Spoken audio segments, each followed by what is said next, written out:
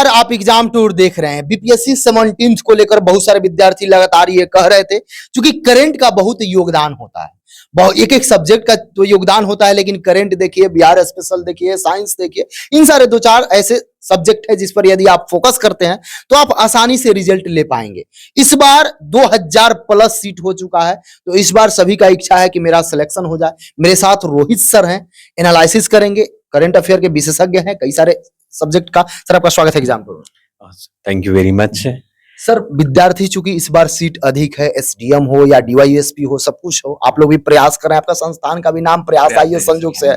Sir थोड़ा सा विद्यार्थी को बताइए किस सब्जेक्ट पर कितना फोकस करना चाहिए, कैसे फोकस करना चाहिए, टेस्ट प्रैक्टिस कितना जरूरी है, क्या क्या है एक एक बिंदु पर।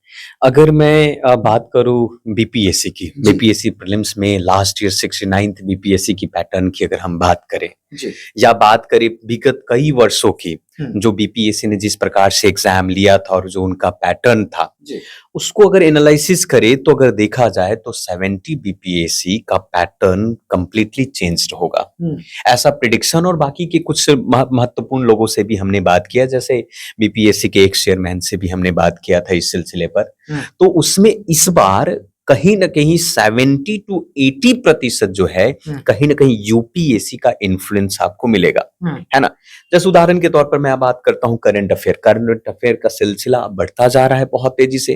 पहले जैसे फैक्चुअल सवाल करंट अफेयर में नहीं पूछे जाते हैं, अब जो सवाल पूछे जाते हैं करंट अफेयर या बाकी के अन्य सब्जेक्ट में, तो वो डायनेमिक प्रश्न पूछे जाते हैं। अब जैसे मैं एक एनालिसिस में करता हूं कई सालों, पिछले 5 से 7 सालों में अगर देखा जाए, तो आप 65 की बात करें, 66, 7, 8 में इकोनॉमी को लेकर बात करें, इकोनॉमिक से बीपीएससी ज्यादा ध्यान नहीं देती थी इकोनॉमी के प्रश्नों पर, लेकिन 69th में इकोनॉमी से मोर देन 15 प्रश्न पूछे गए, चौंका दिया। ये बहुत, और वो प्रश्न कहीं ना कहीं यूपीएससी के लेवल का प्रश्न था, उससे मैं कभी कभी कुछ ऐसे प्रश्न थे उससे भी ज्यादा था।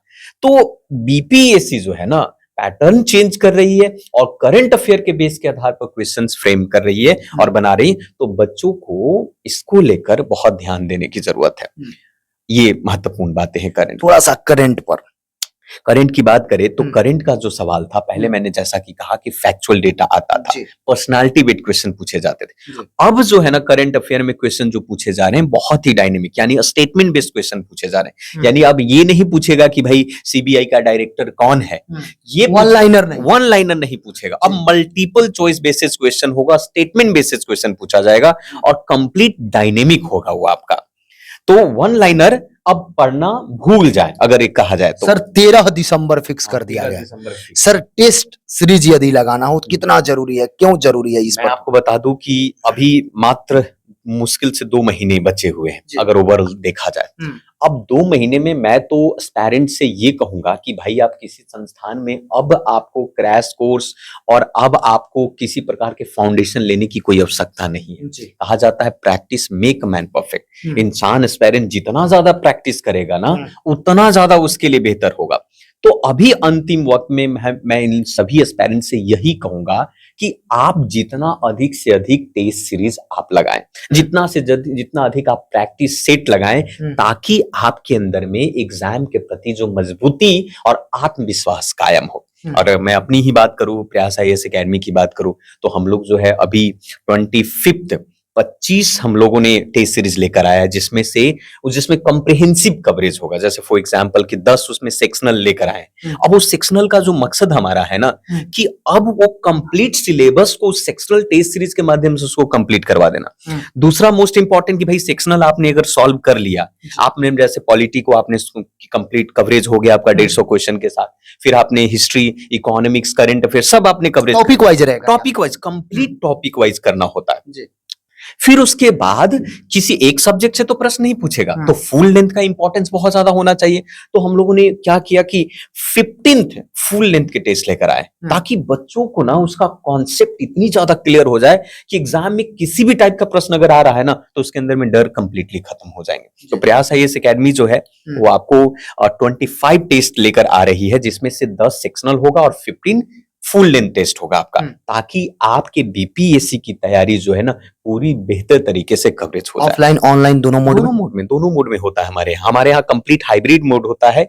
जो बच्चे, मान लिया कि दिल्ली के भी बच्चे बीपीएससी की तैयारी कर, हरियाणा जितने भी हिंदी बेल्ट के लोग हैं, जो हजारों बच्चे आपको इस एग्जाम की, लाखों बच्चे की बात करें, तैयारी करें, तो सिर्फ बिहार के तो नहीं है ना, कुछ तो दूर दराज इलाके के भी हैं।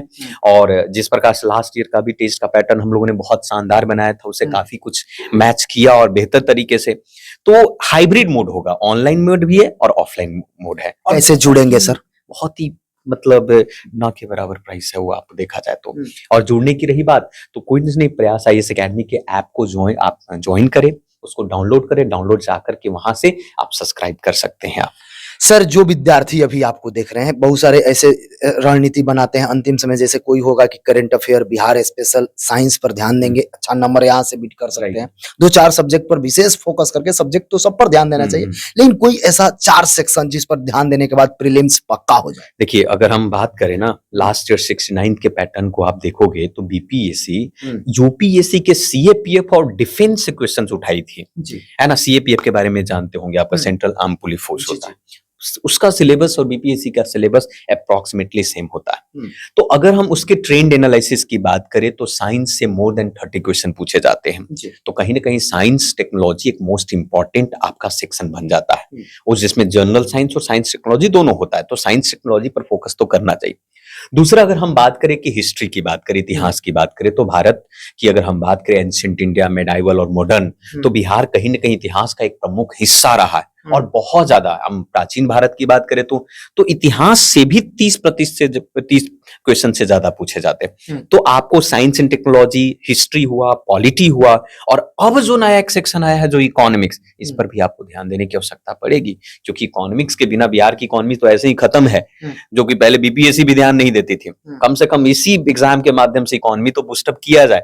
तो इकोनॉमिक सेक्शन पर भी और करंट अफेयर से मोर देन 30 क्वेश्चन पूछा जाता है। रही बात बिहार स्पेशल से, तो 5 से 10 ही क्वेश्चन पूछे जाते हैं। लेकिन ये 4 सब्जेक्ट जो है ना, जिसमें हमने आपको पहले नंबर पर साइंस एंड टेक्नोलॉजी कहा, फिर हिस्ट्री में ज्यादा मॉडर्न हिस्ट्री की बात करें, उसके बाद जो है पॉलिटी, और उसके बाद आप कह सकते हैं तो इकोनॉमिक्स और बाकी के अन्य सब्जेक्ट।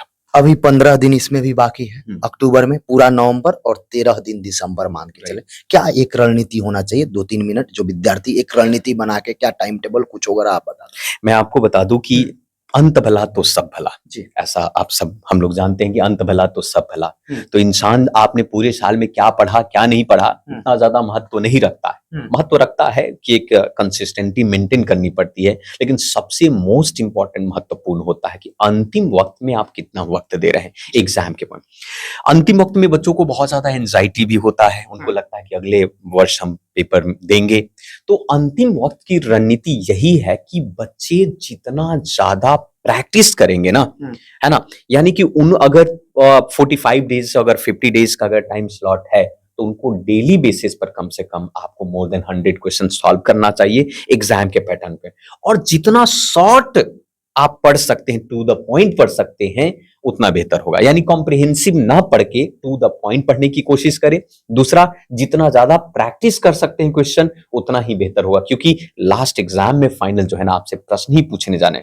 तो जितना ज्यादा प्रश्नों के साथ इंटरेक्शन होगा आपके अंदर में, उतना ही कॉन्फिडेंस बिल्डअप होगा। और जाकर पूछिए अपने सीनियर से, सब लोग से यही आपको आंसर मिलेगा, प्रैक्टिस प्रैक्टिस एंड प्रैक्टिस।